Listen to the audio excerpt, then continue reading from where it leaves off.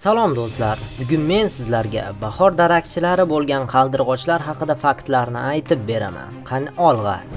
Qaldirg'ochlarning ikkita turi bor. Bo'yni jigarrang, oldi oq bu qishloq qaldirg'ochi deyiladi.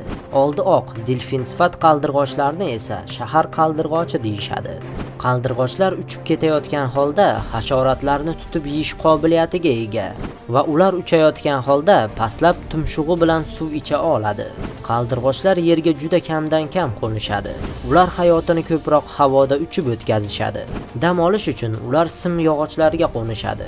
Qaldirg'ochlarning uzunligi 6 sm dan 23 sm gacha bo'ladi. Og'irligi 10 gramdan 60 gramgacha bo'ladi. Qaldirg'ochlar in qurishda loydan foydalanishadi. Ular loyga og'iz so'laklarini aralashtirib, yopishqoq qilib keyin in qurishadi. Qaldirg'och so'lagi aralashgan loy qotib, yanada mustahkam bo'ladi. Qishloqlarda qaldirg'ochlar ayvon shiftlariga in qurishadi. Odamlardan cho'chimay o'zlarini erkin tutishadi.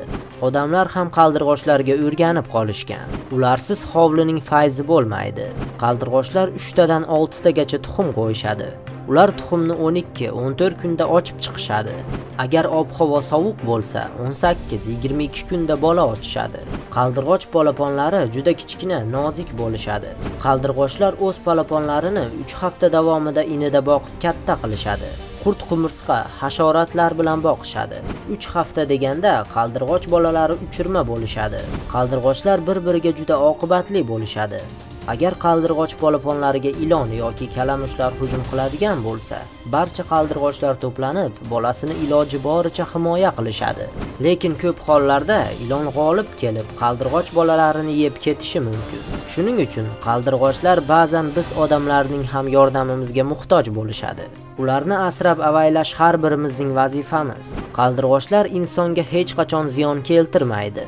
Ekinzorlarga zarar keltirishmaydi. Ular tabiatga faqat foyda keltirishadi. Tabiatni zararli hasharotlardan tozalab turishadi. Shuning uchun ko'p davlatlarda qaldirg'ochlar munosib qadrlanadi.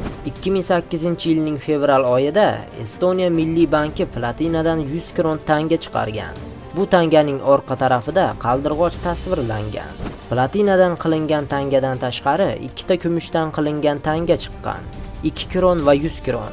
Bu tangalarda ham qaldirg'och tasvirlangan. Shahar qaldirg'ochi ko'proq odamlar bor joyda bo'ladi. Ular ko'proq g'ishtli binolarga inini yonma-yon qurishadi. Bu qaldirg'ochlarning tuxumlari ham har xil bo'ladi. Qishloq qaldirg'ochining tuxumida dog'lari bo'ladi. Shahar qaldirg'ochining tuxumi esa oppoq. Qaldirg'ochlar bir yilda bir marta sovuq qish kelgach, issiq o'lkalarga uchib ketishadi. Ularning safarlari juda xavfli va qiyin kechadi. Chunki ular boshqa o'lkalarga uchib ketayotgan paytlarda yomon ob-havo tufayli juda ko'p qaldirg'ochlar halok bo'ladi.